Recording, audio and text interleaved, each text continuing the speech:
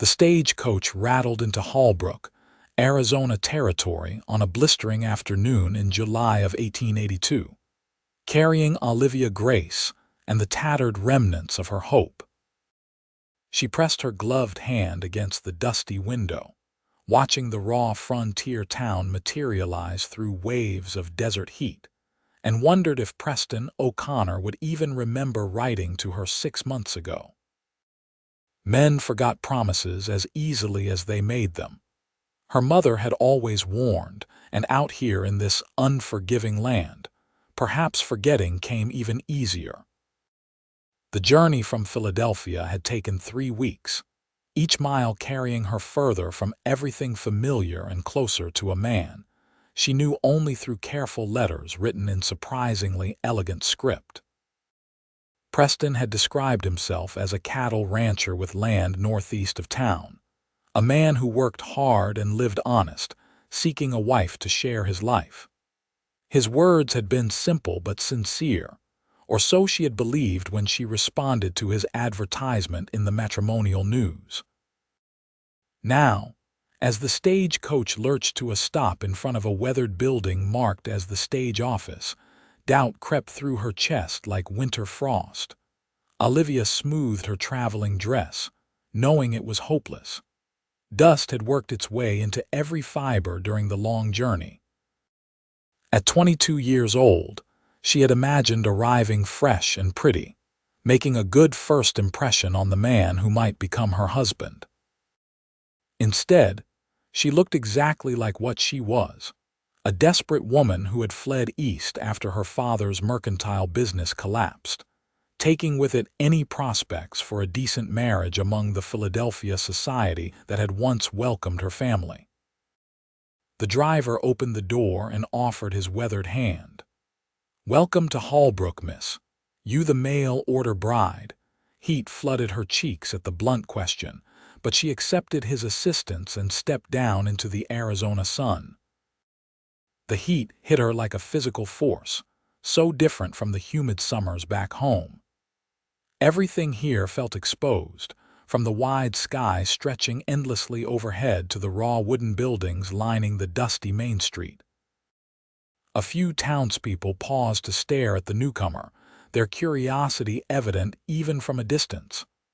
"I am supposed to meet Preston O'Connor," Olivia said, scanning the faces of the men standing near the stage office. None of them stepped forward.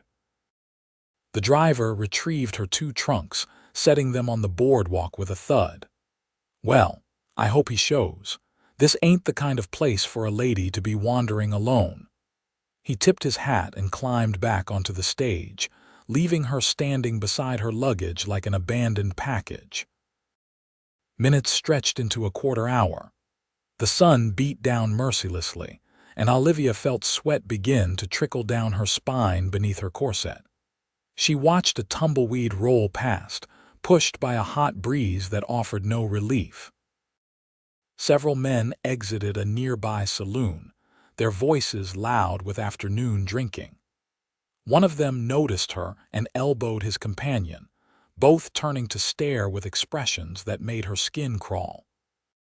Just as panic began to truly set in, a rider appeared at the end of the street, moving at an easy lope that spoke of a man comfortable in the saddle.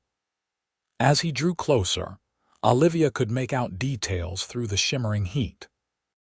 He sat tall on a paint horse, broad shoulders filling out a work shirt that had seen better days. A hat shaded his face, but she caught a glimpse of dark hair curling slightly at his collar. When he reached the stage office, he swung down from the saddle with fluid grace and finally looked directly at her. Preston O'Connor was younger than she had imagined, perhaps 26 or 27, with sun-bronzed skin and eyes the color of new spring grass. A few days' worth of beard shadowed his jaw and dust covered his clothes and boots. He pulled off his hat, revealing more of that dark hair, slightly wavy and clearly overdue for a cut. For a long moment, he simply stared at her, and Olivia felt her heart sink. He looked disappointed, she was certain of it. "Miss Grace." His voice carried a rough edge, deepened by the dry climate or perhaps by years of shouting orders across open range. "Yes, Mr. O'Connor." She tried to keep her voice steady. "I apologize for not being here when you arrived." He twisted his hat in his hands, a gesture that seemed uncharacteristically nervous for a man who looked so capable. "One of my mares got herself tangled in wire this morning. Had to see to her before I could leave." "Is she all right?" The question came automatically, surprising them both. Something shifted in Preston's expression, a softening around his eyes. "She will be, thanks to asking. Got herself cut up pretty good, but nothing that won't heal with proper care." He seemed to study Olivia more carefully now, as if reassessing his initial impression. "You look worn out from your journey. Let me get your trunks loaded and we can head to the ranch. It is about an hour's ride." "I did not realize it would be so far from town." Olivia watched as he hefted both trunks as if they weighed nothing, securing them to the pack horse he had trailing behind his paint. "Most of the spreads out here are at least that far. Need the grazing land." He paused, then seemed to consider his words carefully. "I know this is all new and probably frightening. I want you to know that my offer stands as written in my letters. We can take time to get to know each other properly before making any binding decisions. I have a spare room in the house where you can stay, respectably." The kindness in his words nearly undid her composure. Olivia had steeled herself for many possibilities, including a man who might demand immediate marriage or worse. She had not expected consideration. "Thank you. That is very decent of you." Preston helped her onto the pack horse, a steady mare with kind eyes, before mounting his paint. As they rode out of Holbrook, leaving the cluster of buildings behind, the landscape opened into something both beautiful and terrifying in its vastness. Red rock formations rose in the distance, and sparse vegetation dotted the rolling terrain. The isolation was complete in a way that Philadelphia had never been, where neighbors lived within shouting distance, and church bells marked the hours. "It is different out here," Preston said, as if reading her thoughts. "Takes some getting used to if you are from back east, but there is a freedom in it too, room to breathe, room to be yourself without everyone watching and judging every move you make." "Is that why you came west?" Olivia asked, genuinely curious. "Came out with my father when I was 16. He had dreams of raising cattle, making something of his own instead of working another man's farm back in Missouri. We built the ranch from nothing, just the two of us and later some hired men." Preston's voice carried both pride and something sadder. "He passed 3 years ago. Heart gave out one night.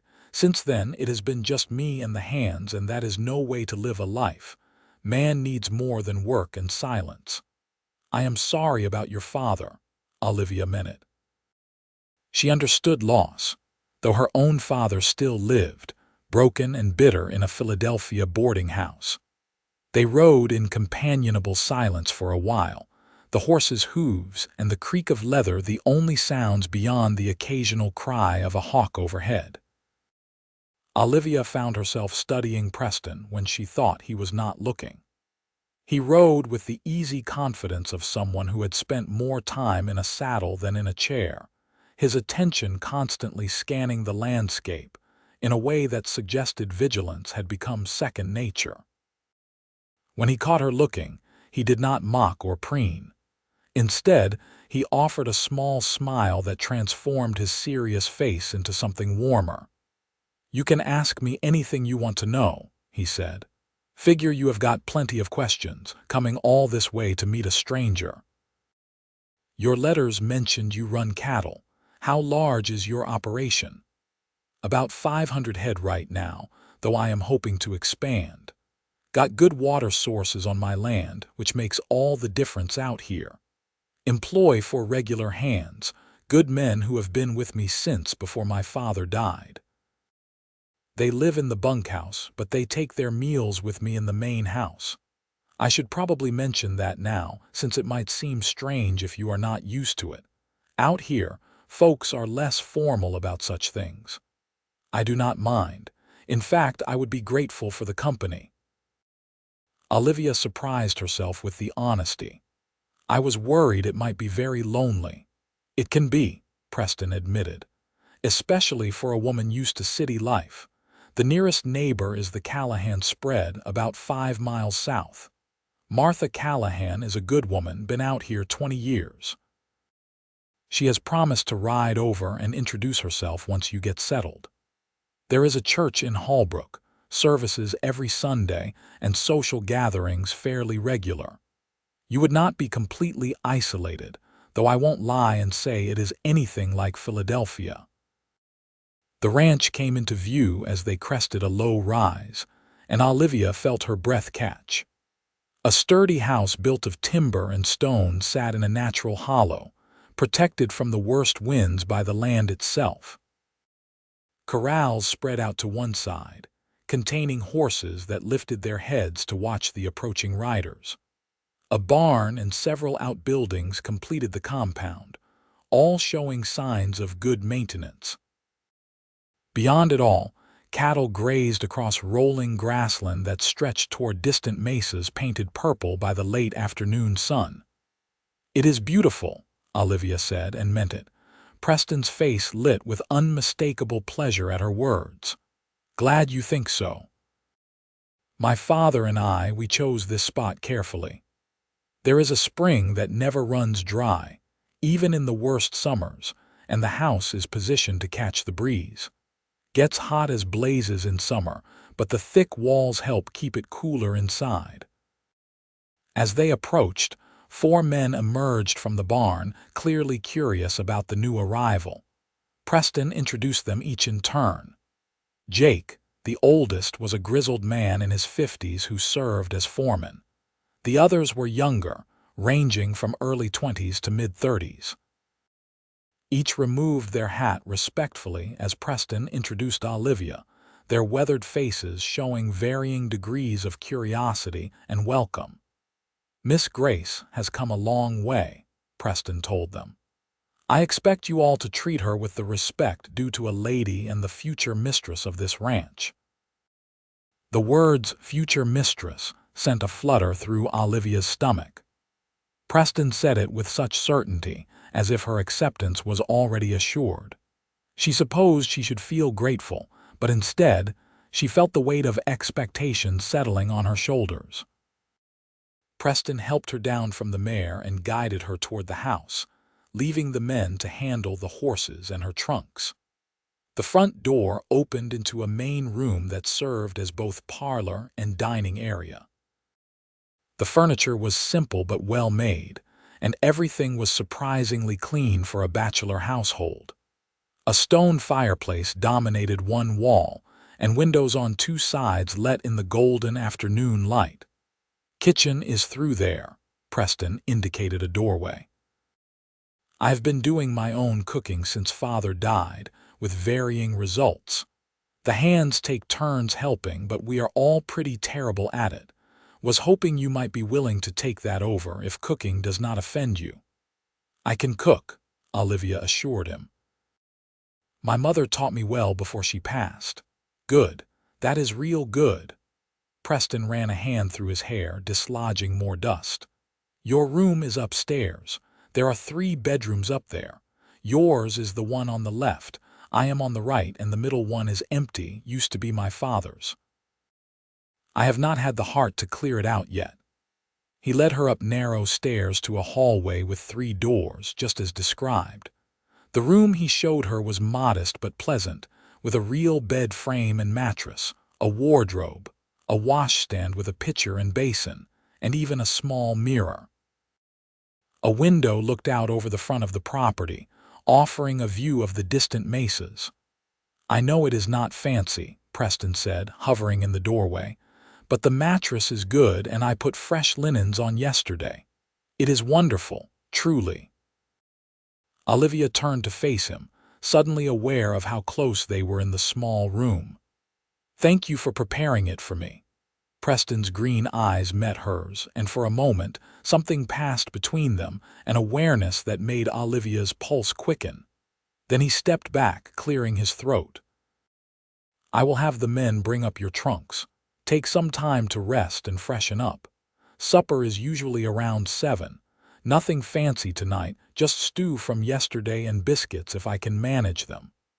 After he left, Olivia sank onto the bed, her legs suddenly shaky.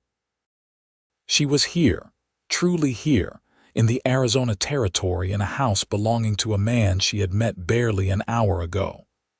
The reality of what she had done crashed over her. She had traveled 2,000 miles to marry a stranger, had gambled everything on letters that might have been lies. But Preston did not seem like a liar. If anything, he seemed almost painfully honest, straightforward in a way that the society men back home never were. The men brought her trunks up quickly, and once alone again, Olivia opened them to find a traveling suit less dusty than the one she wore. She poured water from the pitcher into the basin and washed her face and hands, then changed her clothes and attempted to tame her honey-colored hair into something presentable. The mirror showed her a woman with gray eyes made darker by exhaustion, her skin pale despite the sunburn starting on her nose and cheeks. She looked scared, she realized. She looked exactly as frightened as she felt, but she was here now, and there was no going back. Her father's letters had made clear she was not welcome to return, even if she could afford the journey. This was her chance, possibly her only chance, at building a life of her own. Preston O'Connor seemed like a decent man. Perhaps that was enough to build upon. When she descended the stairs at 7, delicious smells were wafting from the kitchen. She followed her nose to find Preston standing at a wood stove, stirring a pot with intense concentration. He had washed and changed his shirt, and his hair was damp, curling slightly around his ears. He looked up when she entered, and his expression shifted from concentration to something warmer. "You look nice," he said simply. "Thank you. It smells wonderful in here. Don't get too excited. The stew is just leftovers heated up, and I am pretty sure I am murdering these biscuits." He gestured to a pan of lumpy dough waiting to go in the oven. "May I?" Olivia moved closer, looking at the biscuits. "I think the dough might be overworked. Sometimes less mixing makes them lighter. Be my guest. I would welcome any help you are willing to offer." They worked together to salvage the biscuits, and Olivia found herself relaxing in the simple domestic task. Preston moved efficiently in the kitchen despite his protests of incompetence, and they fell into an easy rhythm of shared space. When the ranch hands knocked and entered for supper, Olivia helped Preston serve the meal at the long wooden table. The conversation during dinner was lively, with the men discussing the day's work and asking Preston questions about various tasks. They were respectful of Olivia's presence, moderating their language and including her when appropriate. Jake, the foreman, seemed particularly pleased to have a woman at the table again. "Been too long since this place had a lady's touch," he said, helping himself to a third biscuit. "These turned out real good, if you don't mind me saying." "Miss Grace saved them," Preston said, his eyes meeting hers across the table. "I was about to produce something that could double as ammunition." The men laughed, and Olivia felt some of her tension ease. This was not so different from meals with her father's employees back when the mercantile was thriving. These were working men, rough around the edges perhaps, but fundamentally decent. She could build a life here. She could make this work. After dinner, the hands returned to the bunkhouse, and Preston helped Olivia clear the table. They washed dishes together in the kitchen, working by lamplight as the last of the day faded outside the windows. The domesticity of it felt strange and natural all at once. "I want you to know," Preston said as he dried a plate, "that I meant what I said in my letters. I am not looking for a housekeeper or a cook, though those skills are certainly welcome. I am looking for a partner, someone to share this life with, to build something together. I know we are strangers now, but I am hoping with time that might change." "I hope so too," Olivia said softly. "I want to be honest with you, Preston. I came west because I had nowhere else to go. My father's business failed and our family lost everything. The men who had courted me before suddenly became scarce when the money disappeared. I answered your advertisement out of desperation initially, but your letters gave me hope. You seemed kind and genuine, and I thought perhaps we might find something real together." Preston set down the plate and turned to face her fully. "I am glad you were honest. I respect that. And I want you to know that whatever brought you here, I am grateful you came. From the moment I saw you standing by that stage, looking so tired but holding your head high, I thought you were the bravest person I had ever seen. Coming all this way, trusting a stranger, that takes courage." His words, spoken with such sincerity, brought unexpected tears to Olivia's eyes. She blinked them back quickly. "I do not feel very brave. Bravest people usually don't." Preston reached out as if to touch her hand, then seemed to think better of it. "You must be exhausted. Why don't you head up to bed? Tomorrow I can show you around the ranch properly, introduce you to the animals, let you get your bearings." Olivia nodded, suddenly aware of how bone-deep tired she was. The days of travel, the stress of arrival, the emotional upheaval of everything, it all caught up with her at once. She bid Preston good night and climbed the stairs to her room, where she changed into a nightgown and fell into bed. Sleep came quickly, but with it came dreams. She dreamed of Philadelphia, of her mother's grave and her father's angry face when the bank foreclosed. She dreamed of the long train journey west and the fear that had dogged every mile.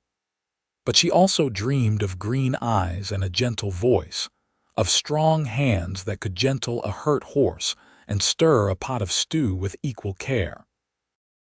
When morning light streamed through her window, Olivia woke to the sound of roosters and the low of cattle.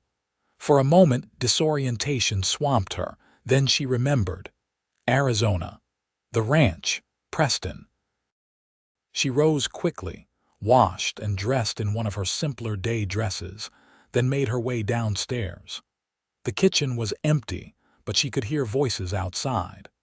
Through the window, she saw Preston and his men already at work despite the early hour.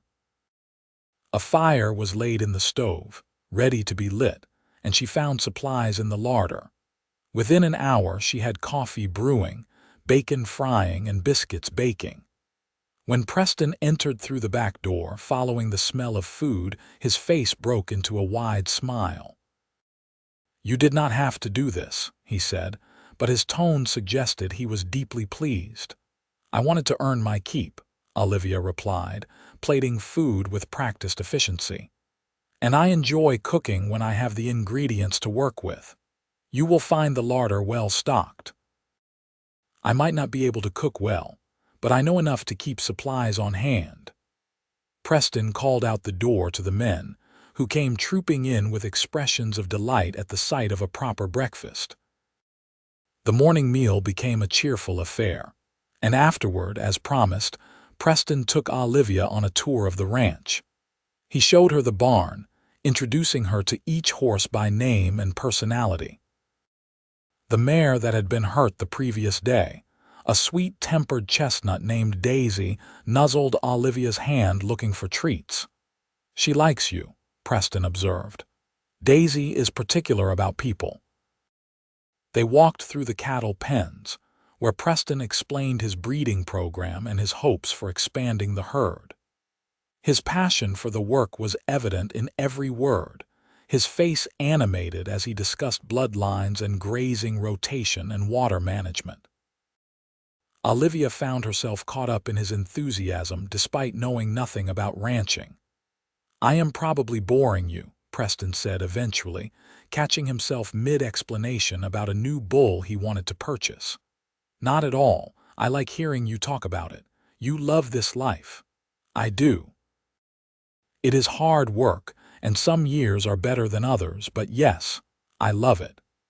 The independence of it, the satisfaction of building something with your own hands, seeing the results of your efforts. Out here, a man or a woman is judged by their character and their work, not by their family name or bank account. They stopped at a fence overlooking a pasture where cattle grazed peacefully. The morning sun was climbing higher, already bringing the heat that would dominate the day. Preston leaned against the fence rail, and after a moment's hesitation, Olivia joined him. "Can I ask you something?" Preston's voice was careful, of course. "You think you could be happy here, truly happy, not just making the best of things?" Olivia considered the question seriously. "I think I could. It is so different from everything I have known, but there is something appealing about that. A chance to become someone new, or perhaps to become who I really am without all the expectations that weighed me down back home. And us. Do you think we could make a real marriage given time?" Heat flooded her cheeks, but Olivia forced herself to meet his eyes. "I would like to try. You seem like a good man, Preston. Kind and honest and hardworking. Those are not small things. I am glad you think so." Preston's hand moved along the fence rail until it rested near hers, not quite touching. "I want to court you properly, Olivia. May I call you Olivia?" "Yes, please. I want to court you, get to know you, let you get to know me. No pressure, no demands. We will take whatever time we need." Does that sound acceptable? It sounds more than acceptable. It sounds wonderful. They stood there together in the morning sun, hands nearly touching on the worn wood of the fence, and Olivia felt something shift inside her chest. Hope, fragile but real, began to bloom. The days that followed settled into a pattern that felt surprisingly natural. Olivia woke early to prepare breakfast for Preston and the hands, finding satisfaction in their appreciation for her cooking. After breakfast, she would tackle the housework that had been neglected during Preston's bachelor years, gradually making the house feel like a home. Preston would check in periodically throughout the day, always finding excuses to spend a few minutes talking with her. In the afternoons, when the heat was most intense, Preston would often take a break from his outdoor work to sit with Olivia on the porch. They would talk for hours, sharing stories from their pasts, discussing their hopes for the future, learning the rhythms of each other's thoughts. Preston proved to be an excellent listener, genuinely interested in her opinions on everything from politics to literature. In turn, he shared his own dreams for the ranch, his memories of his father, his thoughts on the changing West. One afternoon, about 2 weeks after her arrival, Martha Callahan rode over as promised. She was a weathered woman in her 40s with kind eyes and a no-nonsense manner that Olivia immediately appreciated. "So you are the mail-order bride everyone in town is gossiping about," Martha said bluntly, accepting a glass of cool water from Olivia. "Preston must be treating you well, or you would have run back to town by now." "He has been nothing but respectful and kind," Olivia confirmed. "Good. He is a decent man, that one. His father was too, God rest him, not like some of these cowboys who think a wife is just unpaid labor." Martha studied Olivia with sharp eyes. "You are younger than I expected, prettier too. Preston undersold you in his description to my husband." "He described me to your husband. Of course he did. He was nervous as a cat in a room full of rocking chairs, worried you would take one look at this place and run screaming.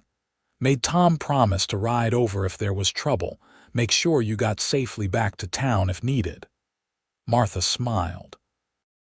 "That boy has been half in love with you since your first letter arrived. Carried it around in his pocket for a week, reading it over and over." The revelation sent warmth flooding through Olivia's chest. She had worried that Preston's courteous attention was merely duty, the behavior of a man trying to make the best of a decision already made. To learn that his feelings ran deeper gave her courage to acknowledge her own growing attachment. "I did not know that," she said softly. "Well, now you do. And I can see by that look on your face that you are not opposed to the idea." Martha patted her hand. "You will do fine out here, girl. You have got the right spirit for it. But if you ever need another woman to talk to, you ride over to our place. It is important to have friends in this country." Preston returned from checking water sources just as Martha was preparing to leave. He looked pleased to see the two women talking easily, and he walked Martha to her horse with obvious affection for the older woman. After she had ridden off, he joined Olivia on the porch. "Martha is one of my favorite people," he said. "She helped nurse my father through his final illness. I don't know how I would have managed without her. She seems wonderful, and she had some interesting things to say about you." "Oh," Preston looked wary.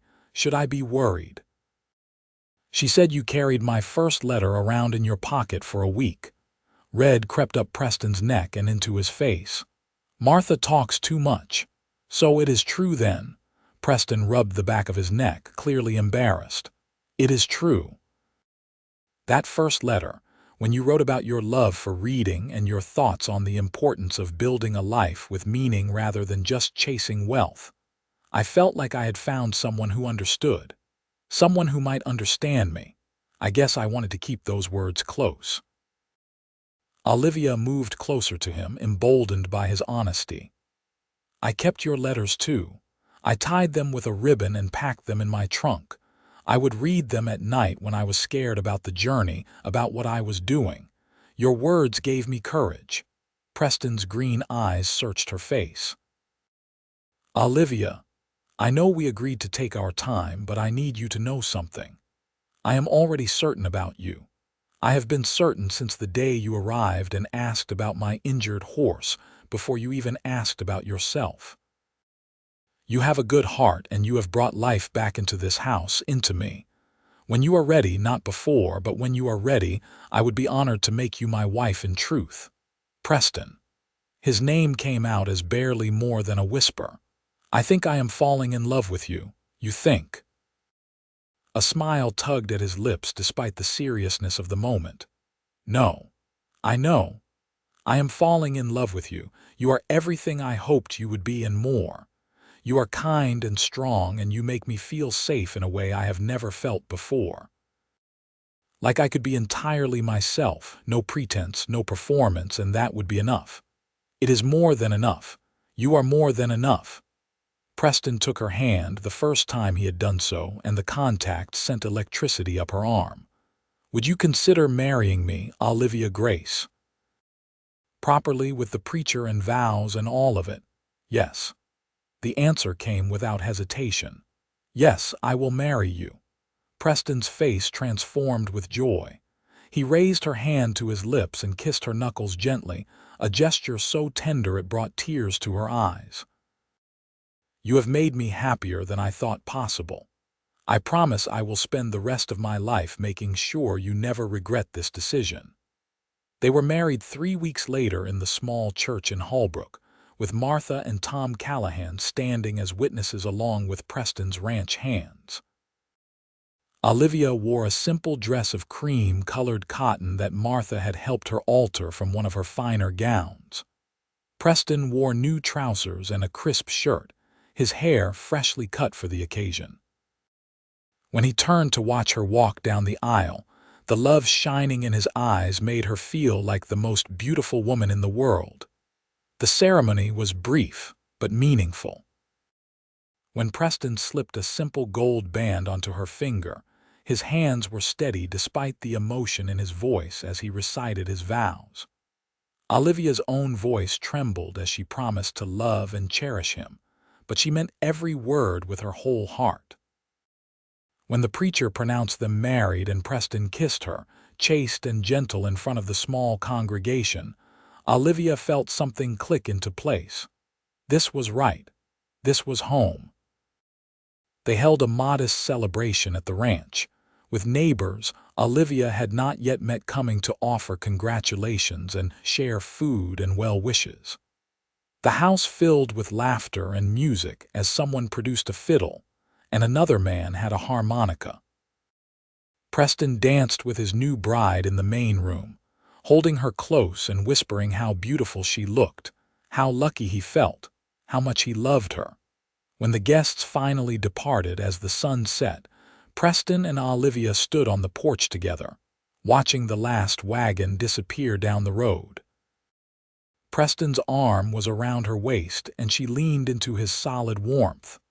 "Are you tired?" he asked softly. "A little. It has been a wonderful day, the best day of my life." Preston turned her to face him, his hands gentle on her shoulders.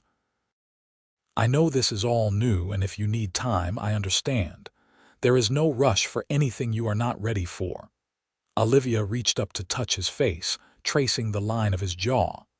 "I am your wife now, truly your wife, and I am ready for everything that means if you are."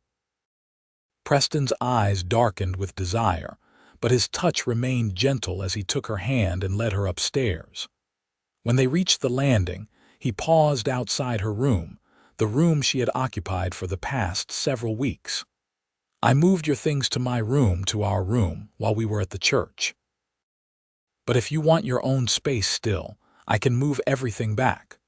"Show me our room," Olivia said, her heart pounding but her voice steady. Preston opened the door to the largest bedroom, and Olivia saw that he had indeed moved her belongings. But more than that, he had transformed the space. Fresh flowers sat in a vase on the dresser. Clean linens graced the bed. Candles cast warm light throughout the room. He had taken care to make it beautiful for her, and the thoughtfulness of it brought tears to her eyes. "Preston, it is perfect." He closed the door behind them, and then they were in each other's arms, kissing with a passion that had been building since that first day at the fence. Preston was gentle but confident, taking his time, making sure Olivia felt cherished and safe. When they finally came together as husband and wife, it felt like the most natural thing in the world, a physical expression of the emotional bond they had been building. Afterward, wrapped in his arms as the candles burned low, Olivia felt a peace she had never known. "I love you," Preston murmured against her hair. "I will love you every day for the rest of my life. I love you too. I cannot believe I was worried you might forget about me, that I was just one of many women you had written to. Martha told me you had only placed one advertisement, only written to one woman, me. Only you. From your first letter I knew. I felt foolish, putting so much hope in words on paper, but I could not help myself. And then you arrived, and you were even more than I had imagined. Beautiful and brave and kind.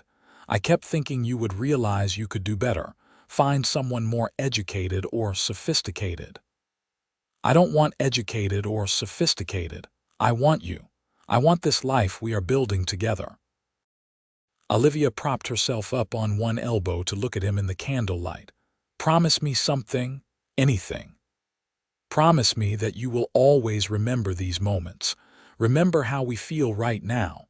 Life will get hard sometimes, I know that. But I want us to always hold on to this, to remember what we have." Preston pulled her close again, his lips brushing her forehead. "I promise I will remember. Every moment with you is precious to me, Olivia. I don't take any of it for granted." The months that followed their wedding were filled with the business of building a life together. Olivia threw herself into making the house a true home, sewing curtains for the windows, planting a vegetable garden near the kitchen, learning from Martha how to preserve food for the winter. Preston taught her to ride properly, finding her a gentle mare named Buttercup, who seemed to understand her mistress was still learning. They developed their own rhythms and rituals. Morning coffee together on the porch before the hands woke.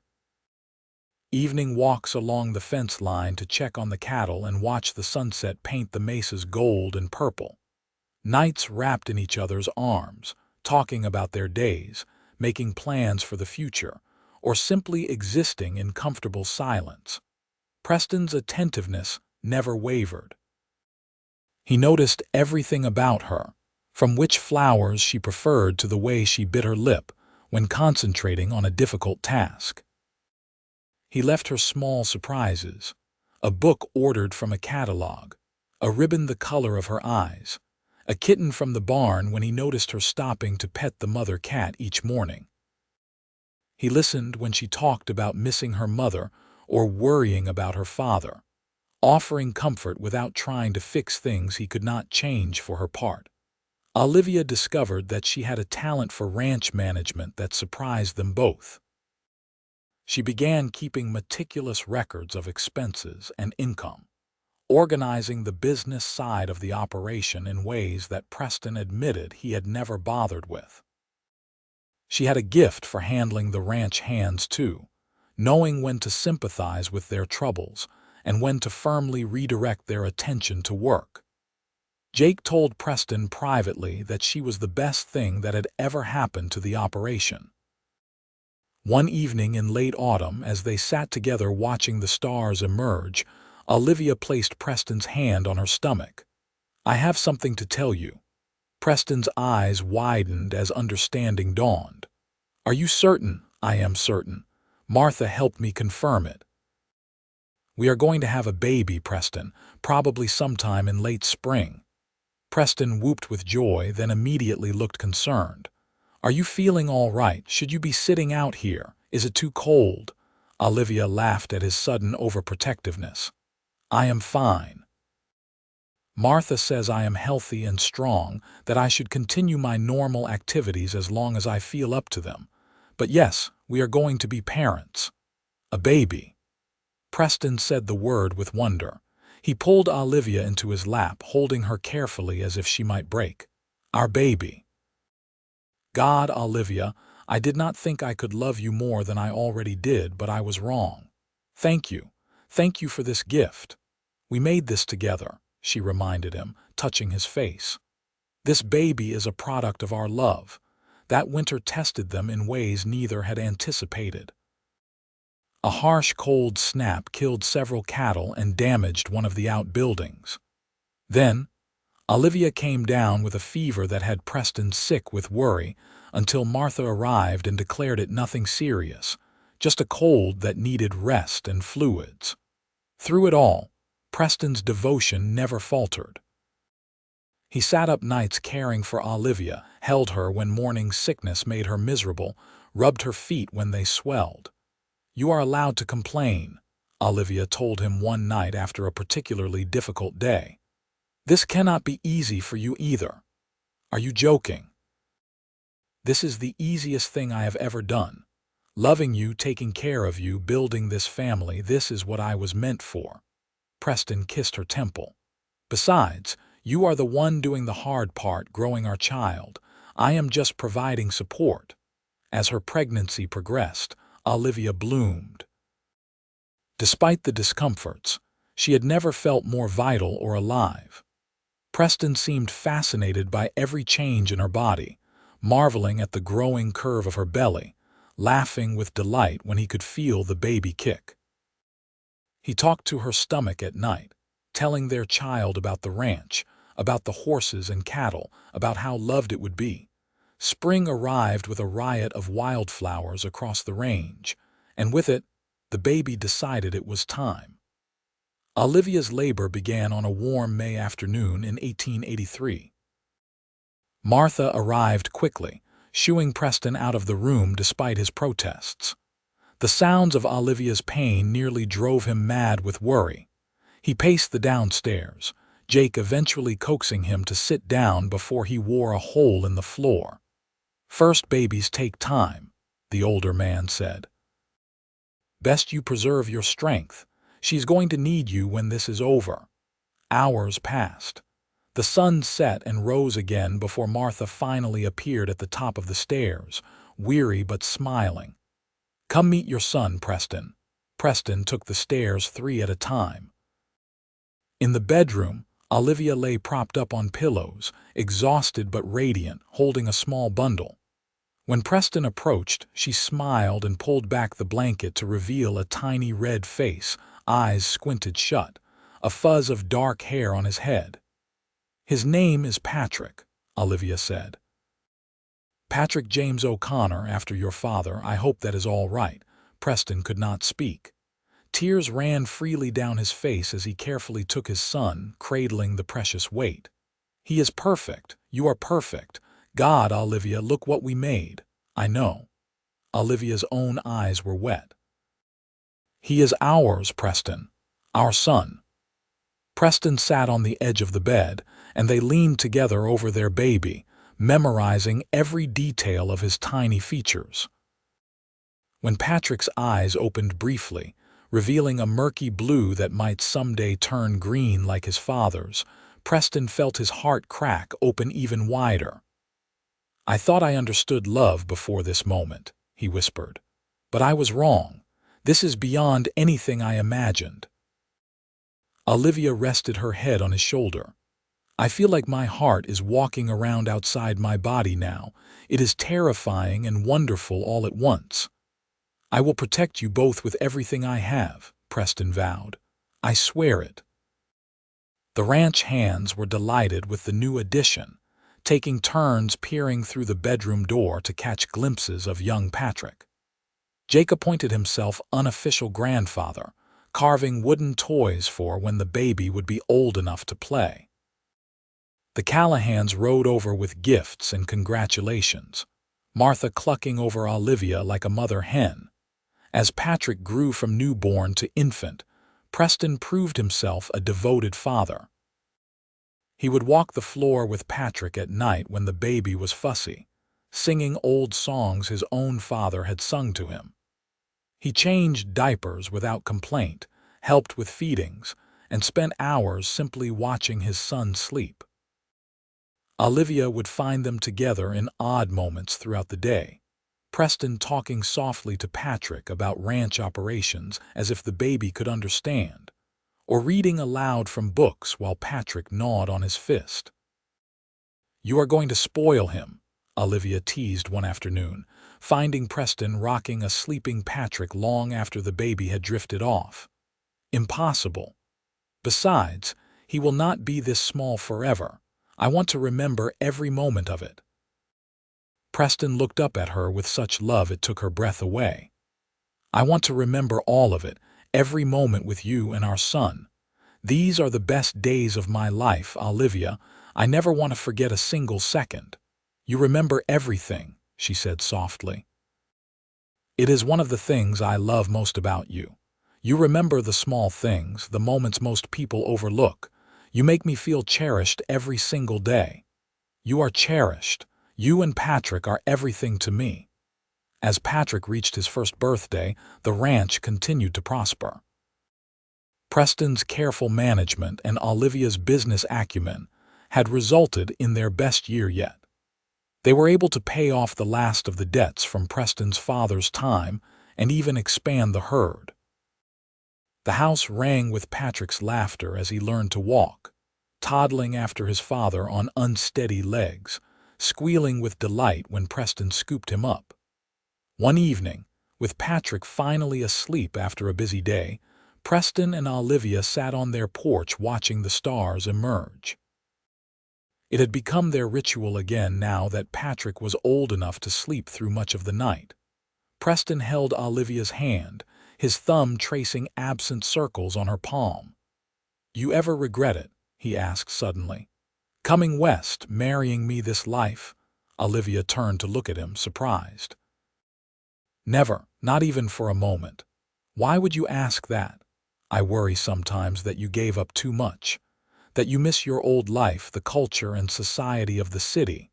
Out here you work so hard. I see your hands calloused from all you do. You deserve an easier life." "Preston O'Connor, you listen to me." Olivia moved to straddle his lap so she could look directly into his eyes. "These hands you are worried about, they are building something real, something that matters." Back in Philadelphia, I would have married some merchant who saw me as an ornament, a way to display his wealth. I would have spent my days making social calls and attending meaningless parties, playing a role instead of living a life. Here, with you, I am truly alive. I am a partner in our ranch, a mother to our beautiful son, a wife to a man who actually sees me and values me. This is not a sacrifice. This is everything I ever wanted and more than I knew to dream of. I love you, Preston said fiercely, pulling her close. God, I love you so much. You scared me when you were pregnant, and sometimes I wake up at night still scared, terrified that something will happen to you or Patrick, that I will lose this happiness. Life does not come with guarantees, Olivia said gently. But we have today, and we have each other, and we have our son. That is enough, more than enough. And I believe we will have many more todays, many more years together watching Patrick grow and building our life. You must believe that too. I am trying. It is just that I remember so much. Every moment we have shared is etched in my memory. The way you looked stepping off that stage, dusty and scared but so brave. The first time you laughed at something I said. The way your eyes shone when you told me you were pregnant. Patrick's first cry, all of it. I carry all these precious moments, and I am so grateful for them, but sometimes the weight of how much I have to lose frightens me. Then let me carry some of that weight. Olivia cupped his face in her hands. We will remember together, Preston. We will cherish these moments together. And we will trust that there are many more moments to come. Can you do that? With you, I can do anything. They kissed under the stars, a long, slow kiss that reminded them both of that first night as husband and wife and all the nights since. When they finally pulled apart, Olivia rested her forehead against Preston's. I am pregnant again, she whispered. I was going to wait to tell you, but after this conversation, I think you need to hear it now. We are going to have another baby.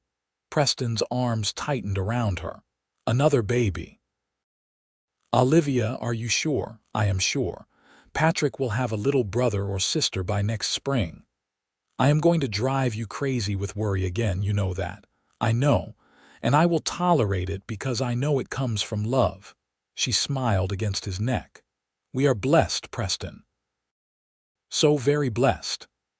Their second child, a daughter they named Penelope Marie, arrived the following April on a day of spectacular thunderstorms. Unlike Patrick's long labor, Penelope made her entrance quickly, as if impatient to join the world. She had Olivia's gray eyes and a cap of golden hair that made Preston pronounce her the most beautiful baby girl ever born. Patrick, now almost 2, was fascinated by his baby sister. He would stand by her cradle for long minutes, watching her sleep, occasionally patting her head with surprising gentleness. Preston captured the image in his mind, knowing he would carry it forever. His 2 children, proof of the love he shared with Olivia. The years that followed were not without challenges. There were droughts that tested the ranch's resources, and illness that swept through the cattle one winter. There were accidents and injuries inevitable in ranch life. Preston broke his arm breaking a new horse, and Olivia suffered through influenza that had Preston hovering until Martha threatened to ban him from the sick room. But through it all, their love remained constant, a foundation they both stood upon. They added to their family twice more, another son named Philip who arrived when Patrick was 5, and finally a daughter named Patricia when Olivia was 30. 4 children, each unique, each treasured.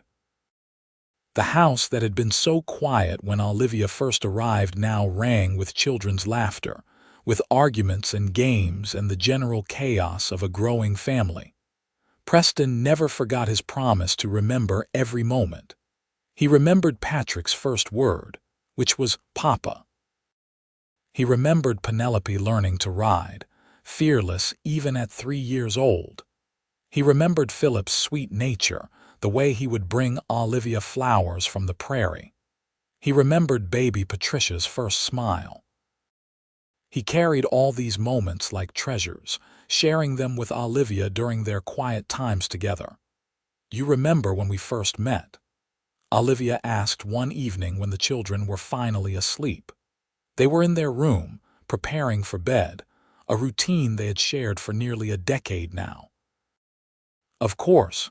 You stood by that stage looking so beautiful and so scared. I thought you might faint from the heat.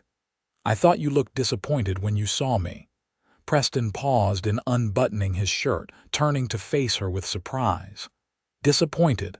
Olivia, I was stunned. You were more beautiful than I had imagined, and I was terrified you would take one look at me at this rough ranch and run back to civilization." "I worried you would forget about me," Olivia admitted. "That I was just a convenience, a woman to cook and clean and bear children. I worried that the romance in your letters was just words, that the reality would be different. And was it different? Yes. It was so much better." Olivia moved into his arms. "You have cherished me every single day, Preston. Every moment we have shared, you have treated like a gift. You remember things I said months ago, tiny details I thought you had not noticed. You make me feel seen and valued in a way I never experienced before. You are an incredible husband and father. You make it easy. Loving you, loving our children, it is the easiest and best thing I have ever done."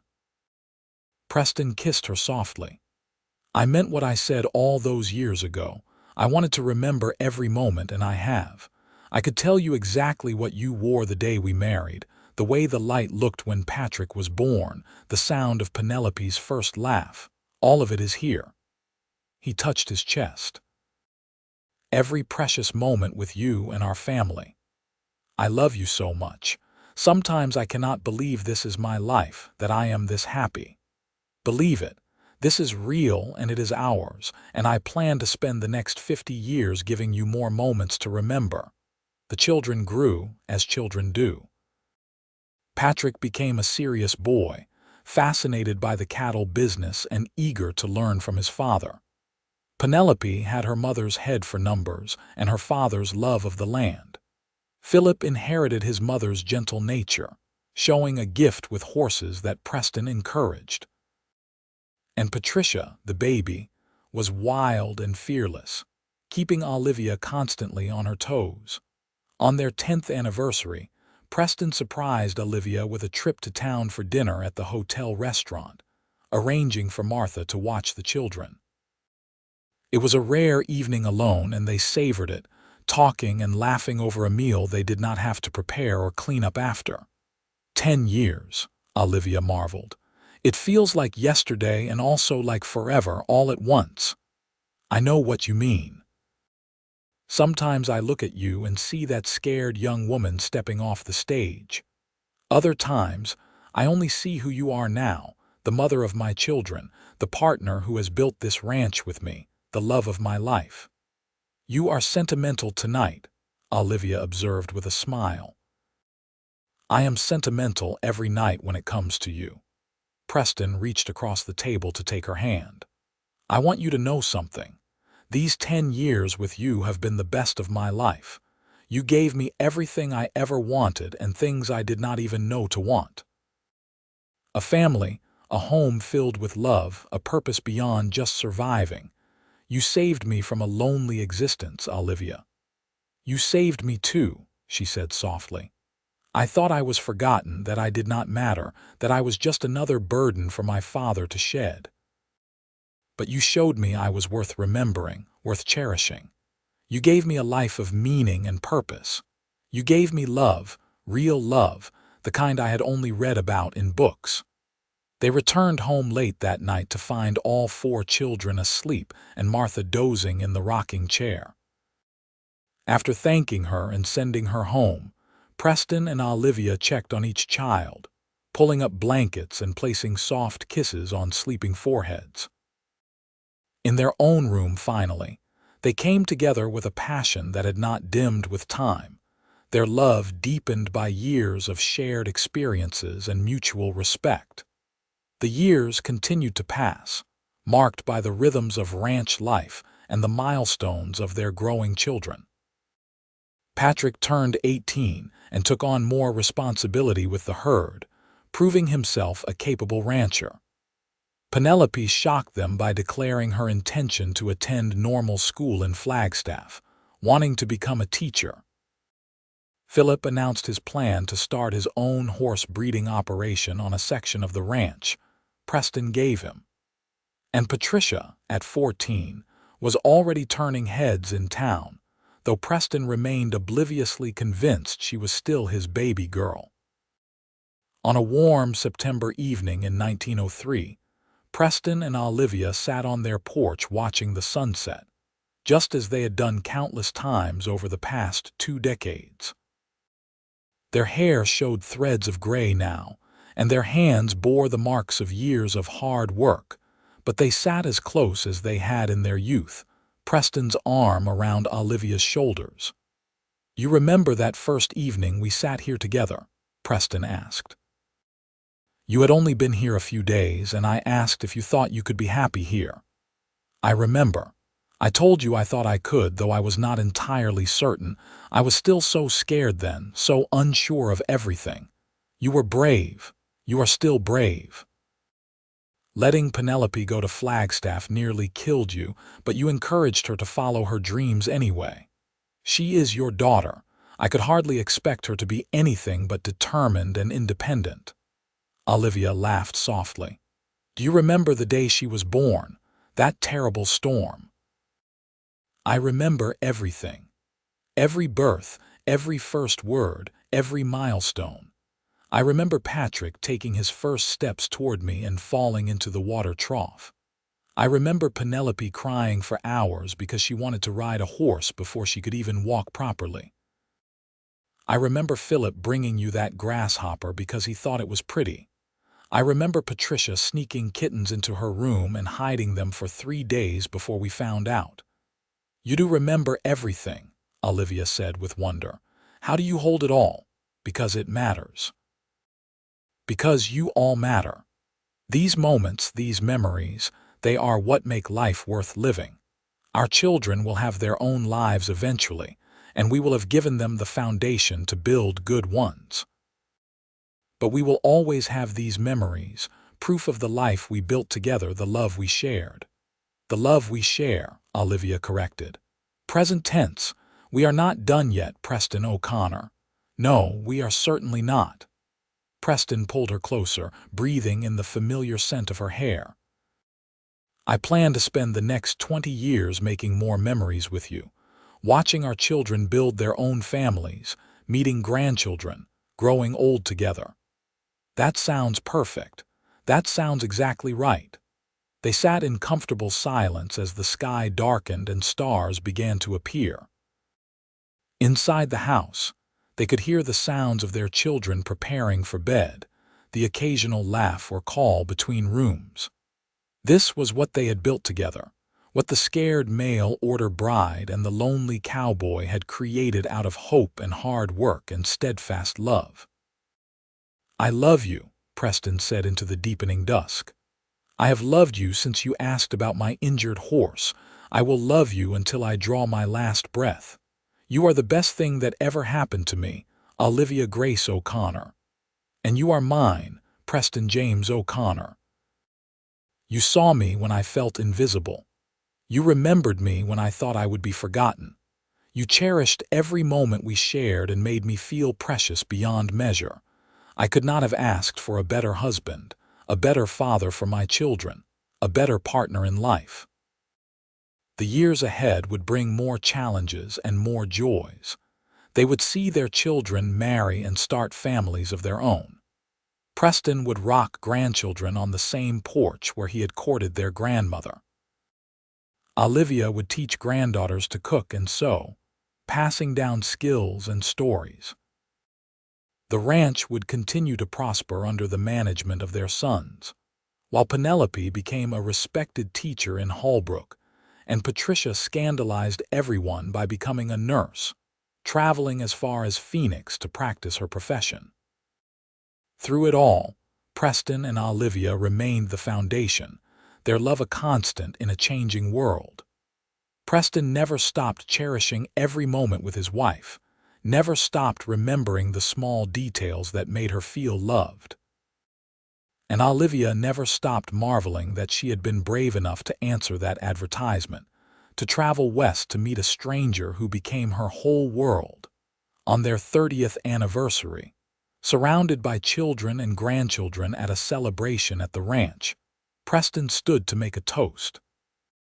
His hair was gray now, his face lined by years of sun and wind, but his green eyes were as clear and loving as they had been the day he met Olivia at the stage.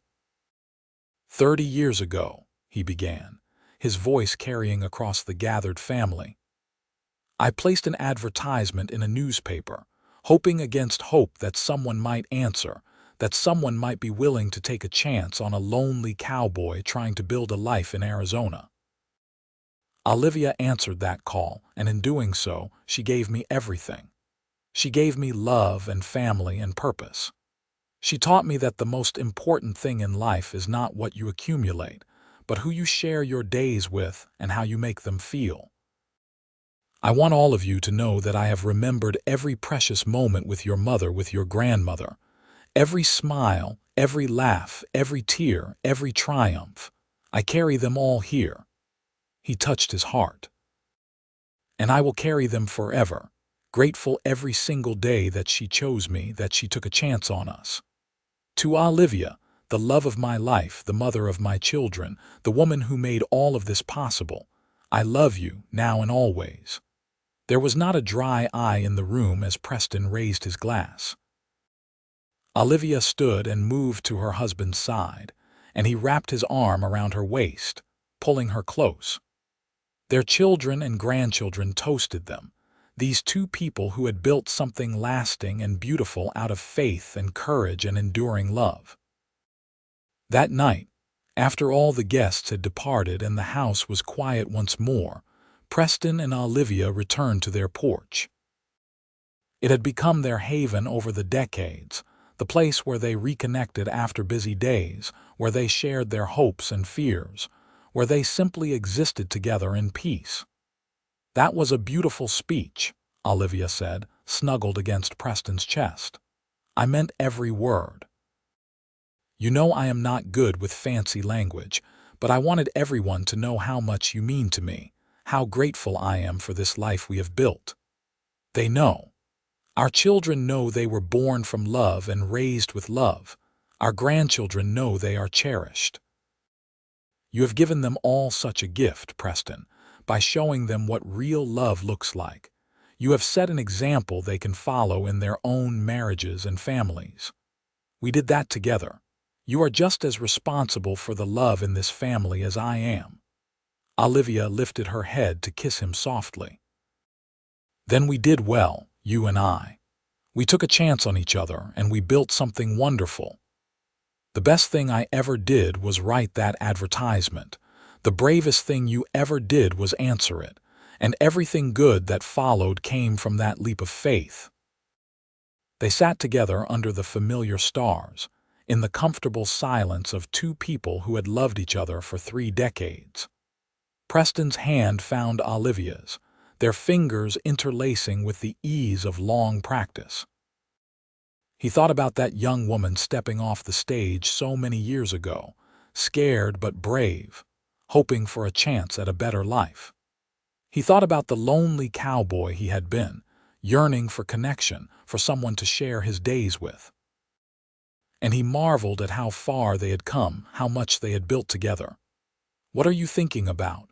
Olivia asked, reading his mood as she always could. "Everything, all of it. Every moment we have shared.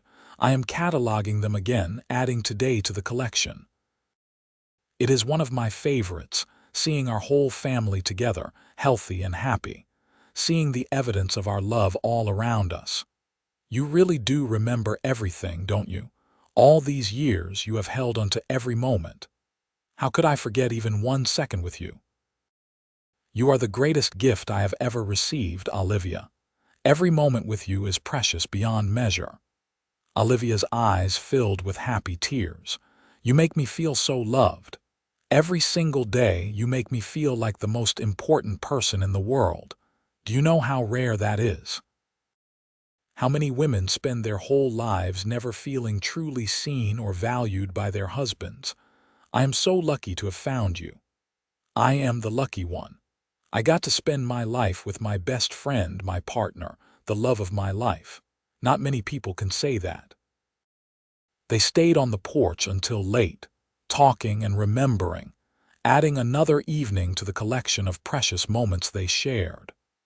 When they finally went inside and climbed the stairs to their bedroom, they did so hand in hand, as they had every night for 30 years. In their room, they helped each other prepare for bed with the comfortable familiarity of long marriage, then climbed beneath the quilts Olivia had made over the years, each one representing a different season of their life together. Preston pulled Olivia close, and she settled against him with a contented sigh.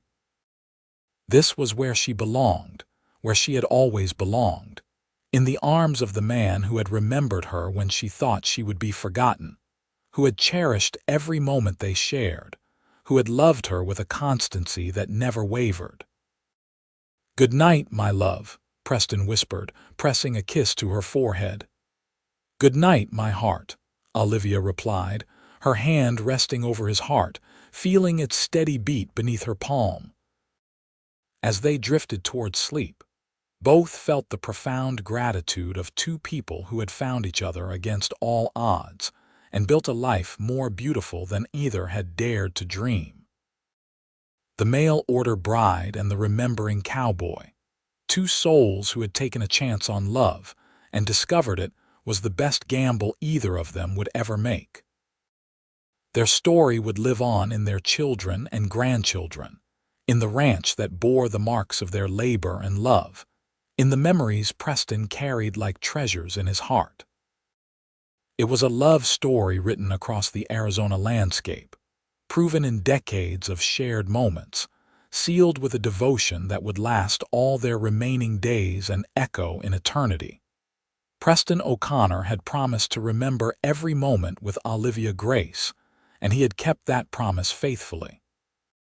From that first day when she stepped off the stage in Holbrook, frightened but brave, to this moment 30 years later, surrounded by the life they had built together, he had cherished her every single day.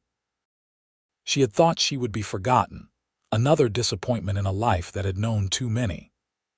Instead, she had found a man who made remembering into an act of love, who treasured every smile, every word, every shared experience as if it were the most precious thing in the world. And that, in the end, was the greatest gift they gave each other. Not just love, though they had that in abundance. Not just partnership, though they were equals in every way. But the gift of being truly seen, truly known, truly remembered. In a world that often rushed past the small moments, that took love for granted and forgot to cherish the everyday miracles, Preston and Olivia had chosen differently. They had chosen to pay attention, to be present, to remember. And in doing so, they had created a love that would endure long after they were gone, a testament to what was possible when two people committed not just to staying together, but to cherishing every moment they shared forever.